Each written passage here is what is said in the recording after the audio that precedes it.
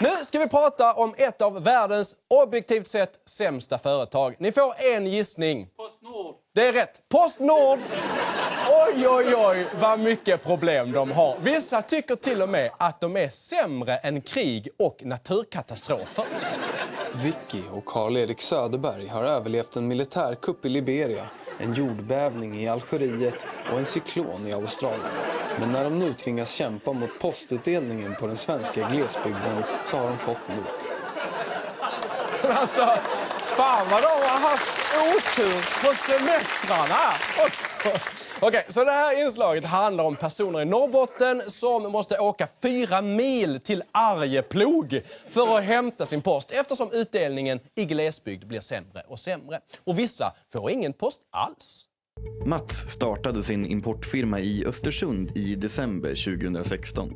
Tanken var att importera maskindelar från utlandet för att sälja vidare i Sverige. På drygt ett halvår har Mats Hemmingsson gått miste om minst 89 försändelser. Nu tvingas han lägga ner sin verksamhet.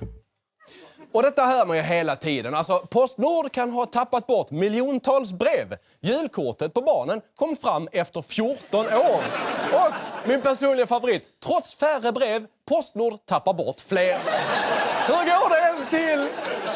De har faktiskt en film på sin YouTube-kanal som heter Hur kan ett brev bara försvinna? Postnord svarar. Där borde vi få svar. Och jag vill understryka att den här filmen har de på riktigt gjort själva. Det handlar om Rolf som är bonde. Vi skickar post ganska mycket då, i och med att vi har kontakt med de här myndigheterna, Länsstyrelsen, Jordbruksverket. Vi skickade 3 brev till Länsstyrelsen. Inget brev kom fram. Nej, det låter inte så bra. Men filmens fråga var ju, hur kan ett brev bara försvinna? Postnord svarar. Så vi går till slutet av filmen, Postnords egen slutsats, de sista 10 sekunderna av filmen. Och vi har alltså inte själva klippt ihop det eller någonting. Så här slutar den på riktigt. Hur är det möjligt att så här mycket brev kan komma bort på så kort tid?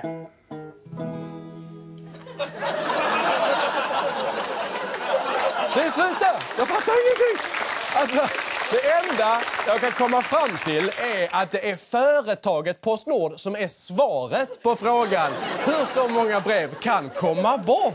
Faktum är att Postnord är så dåliga på sitt uppdrag att de är en fara för demokratin. Det börjar med att de slarvade bort 225 kilo kampanjmaterial inför valet förra hösten.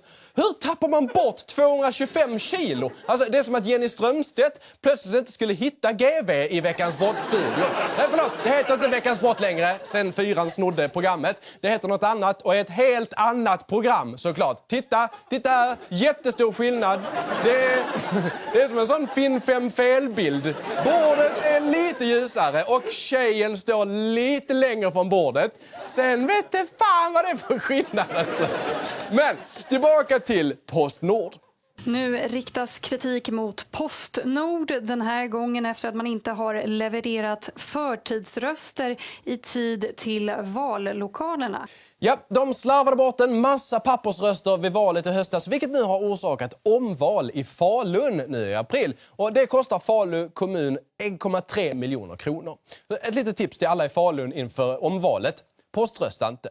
Och vad gör då Postnord själva åt sina problem? Jo, de ägnar sig åt att tycka synd om sig själva. Som i den här andra jättedåliga reklamfilmen de har gjort, där de likställer sig själva med tomten.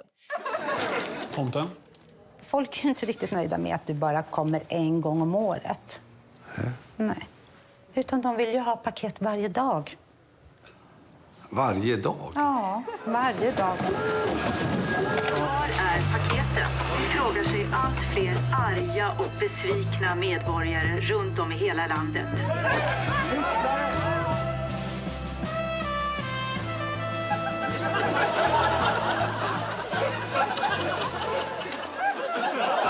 Alltså det är så konstigt. Och de hade också beställt en tomtedräkt till inspelningen, men den kom bort i posten. Och alltså taglinen där på slutet. Det här var sagan om en tomte, men det kunde lika gärna ha handlat om oss. Va? Hur då? Det är klart det skulle vara jobbigt för tomten att dela ut paket varje dag. Men ni är ju posten! Det är det ni jobbar med. Det är det ni... Jag ska inte behöva förklara detta för er. Men okej, så Postnord är världens sämsta företag. Hur kunde det bli så? Jo, då måste vi gå tillbaka till 2008. 1 april faktiskt. Ett passande datum på alla sätt. Dagen efter att staten sålt bolaget Vin & Sprit till Frankrike. Igår blev spriten fransk och idag blev posten dansk. Var det bara därför de gjorde det? För att han på Aktuellt skulle få lov att rimma? Ja, dåvarande näringsminister Maud Olofsson tyckte det var en bra affär att slå ihop svenska och danska posten och bilda PostNord. Hur skulle allt bli? Förväntningarna var jättestora. Och nu vet vi. Förra året gjorde PostNord en förlust på 855 miljoner kronor.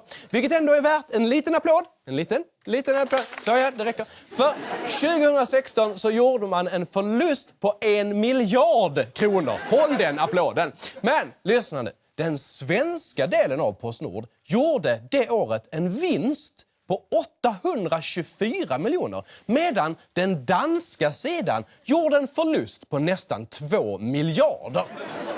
Och efter det tvingades svenska staten betala 400 miljoner skattekronor till PostNord, som en av våra största skådespelare skulle uttrycka det. Dansk.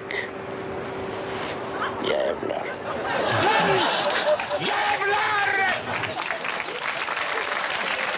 Ja, och nu, alltså, undskyld till all min släkting i Danmark, men det är faktiskt mina alkoholiserade gröthalskusiner på andra sidan Öresund som drar ner alltihop.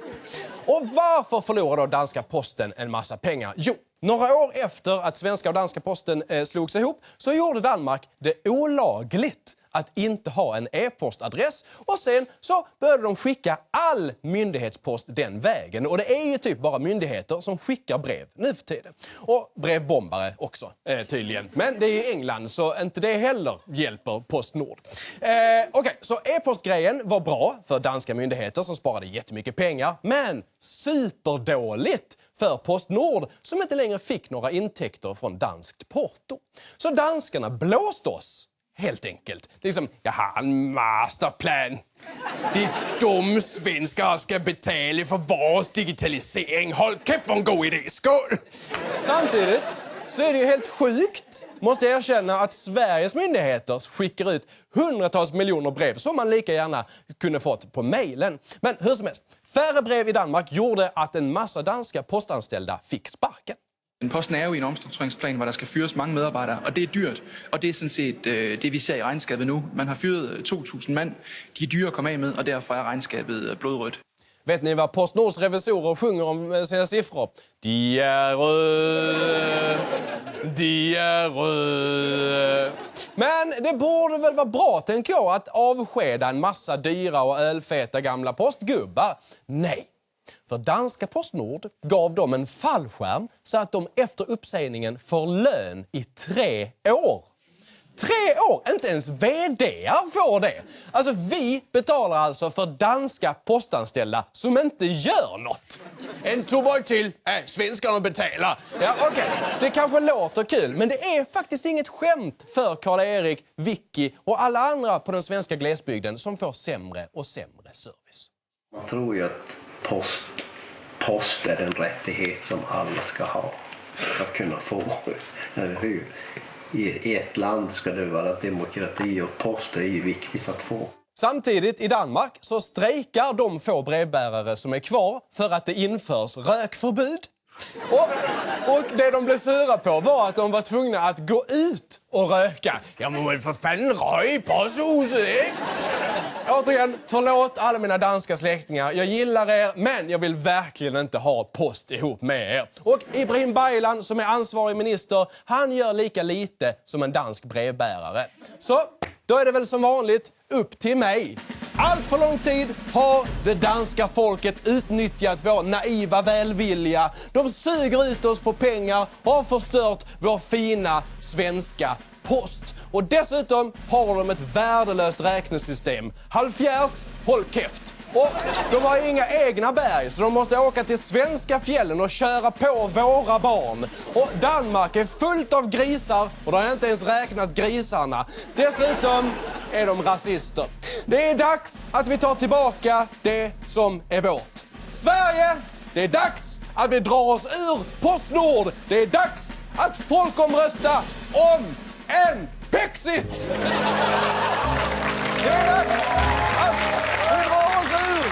Det är gå in på pexit.svt.se och skriv under vår namninsamling för att hålla en folkomröstning om en hel svensk post. Fuck Danmark, fuck Legoland, när smakar en Tuborg bäst? Aldrig! Heja Sverige, svenska posten åt svenskarna! Nu vill vi befria oss.